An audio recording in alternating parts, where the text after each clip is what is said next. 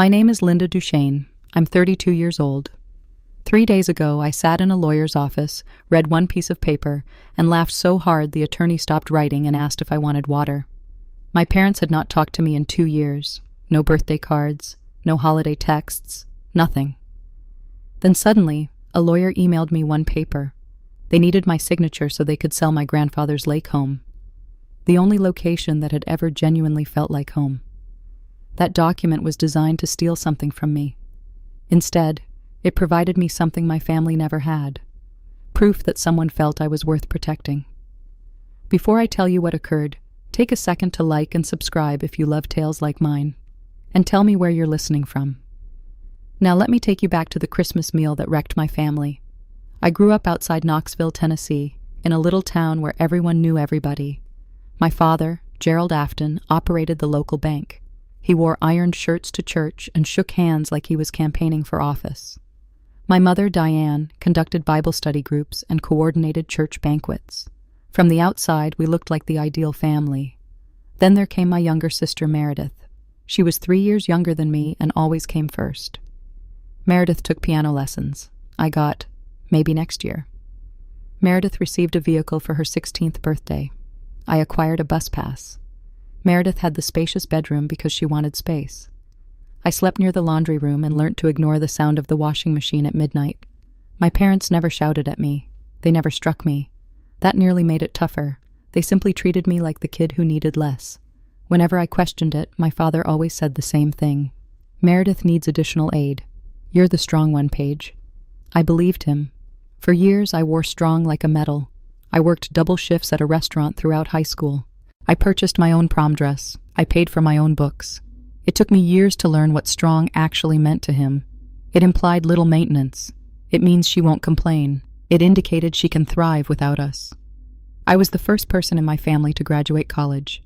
I acquired a degree in accounting while working 25 hours a week at a tax office. For 4 years, my life was alarms before dawn, school all day, job at night, no assistants, no co-signer, just me. My parents promised they'd come to graduation. My mother even chose out her dress. I saved 4 seats, 2 for my parents, 1 for Meredith, 1 for Grandpa Howard. Howard Afton was the one person in my family who never treated me like an afterthought. The morning before graduation, my father phoned. Something came up, he said. Meredith was moving into her apartment and needed assistance with furnishings. I stood there in my dorm room, clutching my graduation attire as my mother shouted in the background, wondering where the tape gun was. "It's just a ceremony," she added. "You already have the degree." I went over the platform alone. Afterward, I sat among others shooting my own graduation photographs with my phone poised on a bench. That afternoon, Grandpa Howard phoned. "I'm proud of you, Paige," he continued.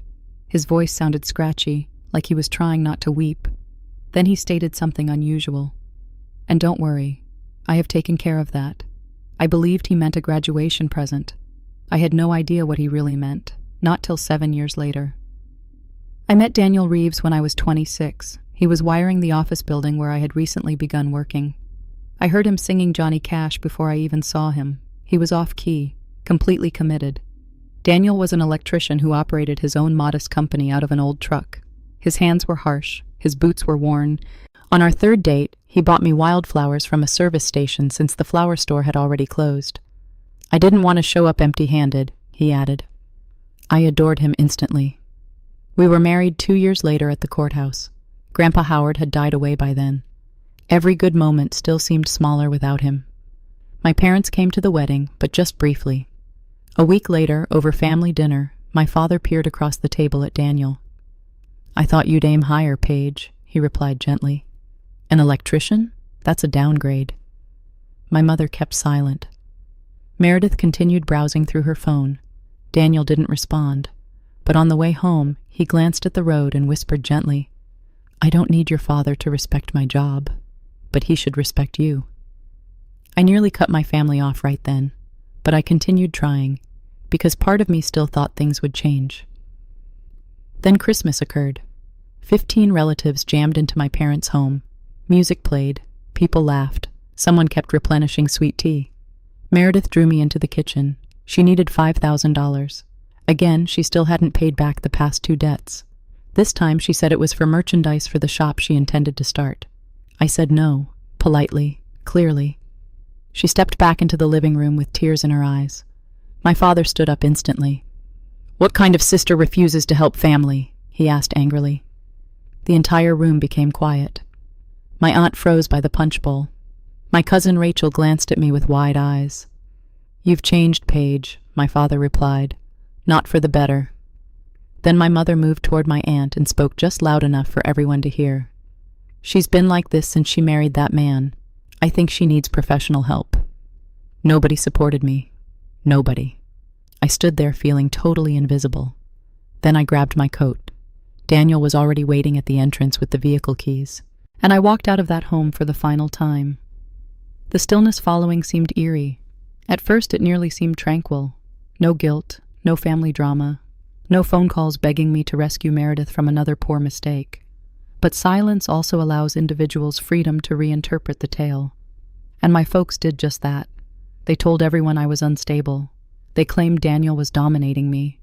My cousin Rachel phoned one day and cautiously inquired whether I was all right. "Your mom said you've been having episodes," she muttered. Episodes? I had never even seen a therapist. My mother devised the entire thing. My father even contacted my previous job to check on me. In a village so tiny, gossip traveled quickly. One by one, people stopped calling. Relatives stopped texting.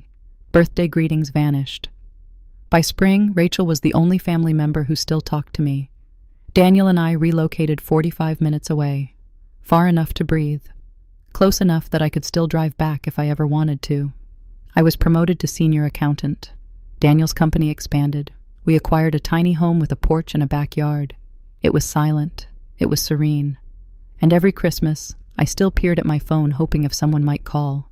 Nobody did. One night, I asked Daniel whether I made the wrong decision. He didn't hesitate. "You'll know if you're ready someday," he added. "And if that day never comes, that's okay too." Once, I drove by Grandpa Howard's lake cottage. The paint was deteriorating. The dock slanted slightly toward the water. I slowed down but never stopped. It stung too much. Everything about the location reminded me of him. The fragrance of cedar, the ancient screen door, the chocolate milkshakes Dad bought me every Friday after school. 2 years passed. Then one Tuesday morning, a letter came. A legal firm's return address, my name printed properly on the front. The mail remained on the kitchen counter for 2 days before I opened it. If you've ever broken communication with relatives and suddenly received a letter from them, you know the sensation. That icy dip in your gut. I opened it Thursday morning when Daniel was at work. The letter said that my father wanted to sell the lake home. Because I could be an heir, they asked me to sign a rapid claim deed giving up any claims to the land. That was it. No apologies. No, how are you? Just paperwork. I gazed at the letter for a long time. Then my gaze strayed to a wooden tackle box resting on a shelf above the stove. Grandpa Howard's tackle box. Inside it was an envelope I had saved for 7 years. I discovered it after his burial. The front stated, "For Paige, when you need it." I had never opened it. That night I finally did. Inside were 2 objects. The first was a legal document, an irreversible trust. The property mentioned was the lake home. The single benefit was myself, Paige Defton. The second item was a handwritten letter from Grandpa Howard. "Paige, I know your father. He means well, but he doesn't see straight when it comes to your sister. This home is yours. It's always been yours. Don't let anybody convince you differently. Grandpa H." I sat on the bedroom floor and wept. Not the type of wailing that kills you, the sort that cures things. He saw everything. Before the Christmas supper, before I stopped taking calls, before any of it. He knew, and he protected me regardless. When Daniel arrived home, he found me seated on the floor surrounded by documents. He didn't speak. He simply sat near me. The following morning, I phoned the attorney designated on the trust. "Mr. Calloway, the trust is real," he verified instantly. "Your father has no legal ownership to the land." Then I phoned the lawyer who provided me the rapid claim deed. I requested for a meeting. For the following 5 days, I prepared. not emotionally. Like an accountant preparing for an audit. Every document arranged, every record examined. I validated county filings. I verified the trust existed before Grandpa Howard died. That means the lake home never went through probate. My father had never owned it. He simply imagined he did. The night before the meeting, Rachel phoned. "Your dad's in trouble," she murmured. Meredith's shop was struggling. My father had co-signed massive business debts. Then he refinanced his own house to keep her shop alive. He owes over $18,000. The lake home sale was meant to save him. "And he told everyone you'd sign," Rachel replied gently. "He said you always cave when family needs you." Friday morning, I headed back to town. The driving seemed like muscle memory. Past the petrol station where Grandpa purchased milkshakes. Past my old school. Past the streets packed with ancient memories. The legal office situated above a dentistry practice downtown. The receptionist glanced at me with courteous pity, like she already knew a version of the tale.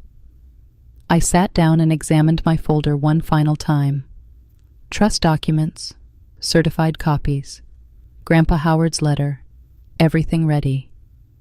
At precisely 10:02, the lawyer opened the meeting room door. "Ms. Afton." I stepped inside, and there sat my father. Gerald looked precisely the same. Pressed shirt, straight stance, the same serene face that usually made him appear in charge. "Hello, Paige," he murmured kindly. I paused, then stared at the attorney. "I assumed this was a meeting with your office. Your father wished to attend," the lawyer stated. I sat across from Gerald. He grinned like we were talking weekend plans. "Let's tackle this swiftly," he said. Then he began into his speech. The home was unoccupied. Nobody utilized it. The sale would support the family. Your granddad would have desired this. That sentence impacted me the most. He used Grandpa Howard's name to push me, again. The lawyer slipped the speedy claim deed toward me. I read every word carefully. Then I glanced up. "You haven't inquired how I'm doing," I said. My father blinked. "What?" "This is the first communication in 2 years, and it came from a lawyer." "We attempted to contact you," he answered. "My number never changed." The room went silent. Finally, my father sighed. "I'm not here to retread the past," he added. "I'm here to handle property. And if I don't sign?" His jaw stiffened. "Then this gets complex." The same words he constantly used anytime someone questioned him. "Don't make things complicated." I inquired why nobody notified me about the transaction immediately. That's when he changed tactics. "She cut us off," he informed the lawyer bitterly. "She's been suffering." There it was again, the unstable daughter narrative. Then he said softly, "Her spouse may be domineering." I felt something within me become totally motionless. 2 years later, same script, same falsehoods. I glanced at him. "Are you done?" I asked. He froze. Then his phone buzzed. He responded promptly. Meredith's words flowed forcefully across the speaker. "Did she sign yet?" My father covered the phone. "I'm handling it." But Meredith continued talking. "Just tell her it's for the family. She always caves when you say that." The room fell dead quiet. My father stopped the call. His cheeks grew crimson. I repeated the words softly. "She always caves when you say that." The lawyer stopped writing, and suddenly, the entire performance split open. My father stood up. "Sign the paper, Paige."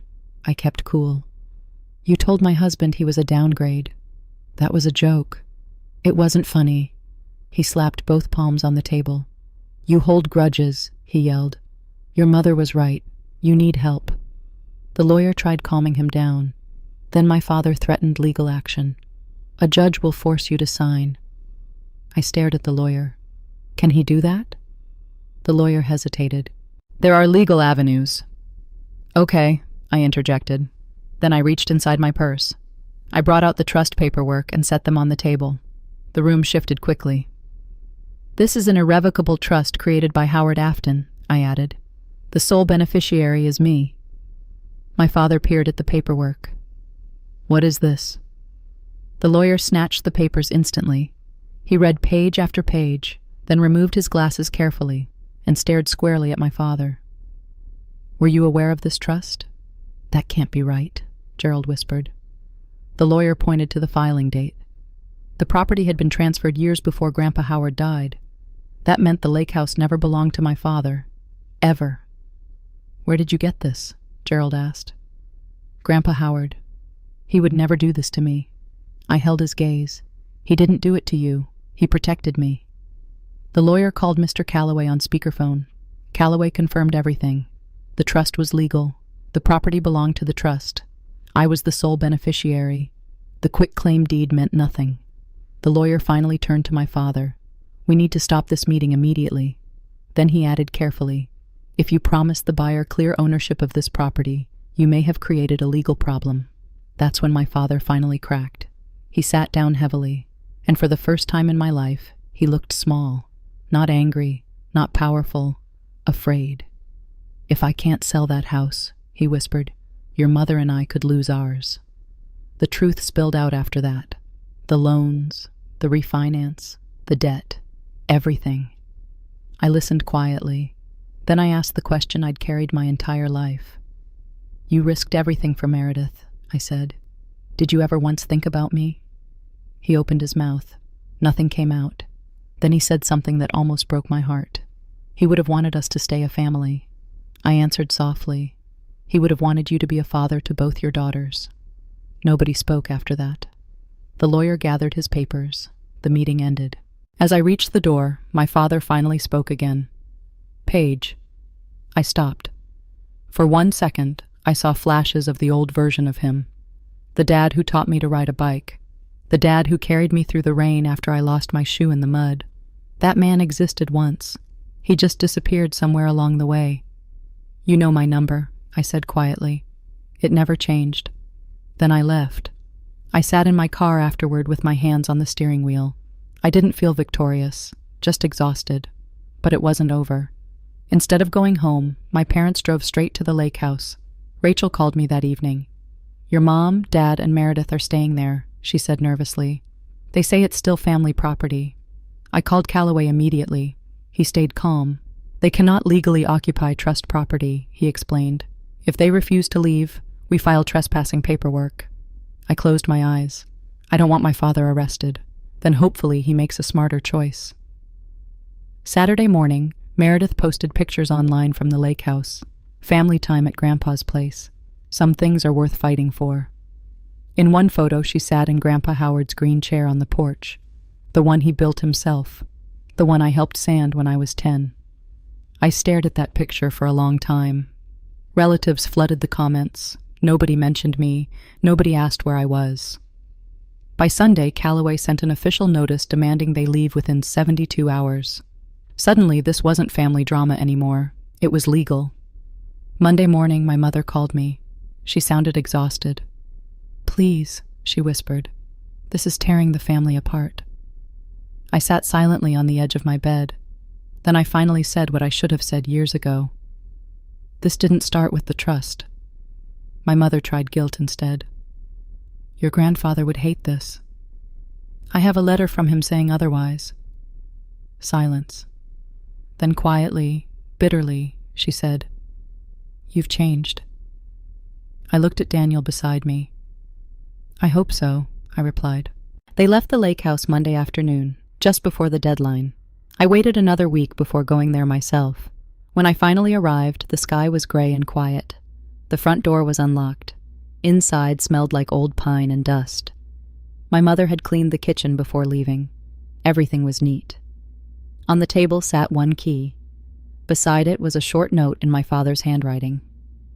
This was never about the money, Dad. I folded the note and slipped it into my pocket. Then I walked down to the dock. Grandpa Howard's chair still faced the water. I sat down slowly. The lake was completely still. For the first time in years, I felt calm. The financial damage hit my father hard after that. Without the lake house sale, Meredith's boutique collapsed. The business closed within months. My father sold his truck, pulled money from retirement early, lost years of savings. In a small town, everyone eventually learned the truth. The trust records were public. People started asking questions. Why didn't Gerald know about the trust? Why did Howard leave the house to Paige?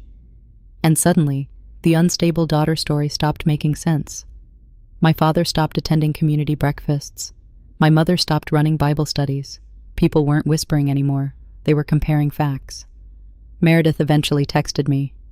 "I'm sorry for what I said that day," she wrote.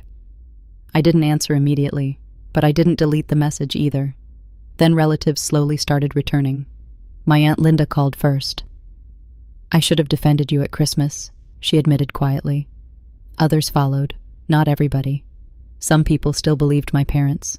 Others disappeared completely. I stopped chasing approval. People who wanted the truth found it. People who didn't stayed comfortable in the lie. And finally, that stopped hurting. Daniel and I began fixing up the lake house together. Fresh stain on the dock, new screens on the porch, new wiring inside. One afternoon, I found Grandpa Howard's woodworking tools hanging neatly in the garage, exactly where he left them. Then I found an old box of photographs. One picture showed 6-year-old me holding a fish almost bigger than my arm. Grandpa Howard stood behind me laughing. I stared at that picture for a long time. That's when I finally understood. He didn't just leave me property, he left me proof. Proof that somebody saw me clearly. Not as the strong one, not as the easy child, not as the daughter who needed less. Just Paige. Someone worth protecting. I framed the picture and hung it in the kitchen. A month after the meeting, I wrote a letter to my parents. Not through lawyers, not through Rachel. Just me. I told them the lake house would stay in the trust. I told them I would not sell it. And then I wrote the most important thing. If we ever rebuild this relationship, it starts with honesty. It starts with you seeing me. Not as the strong one, not as the daughter who can survive without love, but as your daughter. My door is open. But only if you come through it as parents, not people looking for something from me. I mailed the letter, and for the first time in my life, I didn't wait for approval afterward. Daniel read the letter before I sent it. Then he smiled softly. "That sounds exactly like you. I used to think boundaries were walls, something angry people built to keep others out. Now I think boundaries are doors. You decide who gets to walk through, and you stop leaving them open for people who only visit when they need something." One Friday afternoon, I sat on the dock holding Grandpa Howard's old fishing rod. The lake was calm. Daniel was inside making coffee. The breeze smelled like cedar and grass. I hadn't caught a single fish all day. I didn't care. Sometimes I still talk to Grandpa Howard in my head, like he just stepped out of the room for a minute. I looked across the water and smiled. "Thank you," I whispered, because now I finally understood what he meant all those years. My name is Linda Duchesne. I'm 32 years old. 2 years ago, my parents sent me one legal document, but that document didn't give me anything new. It only reminded me that someone had already decided I was worth protecting. And in the end, that changed everything. If you made it this far, thank you. This story was never about revenge. It was about finally understanding your worth, even when the people closest to you refused to see it. So, let me ask you something. If you could write one letter to someone who underestimated you, what would it say? Tell me in the comments. And if you enjoyed this story, subscribe for more like it. I'll see you in the next one.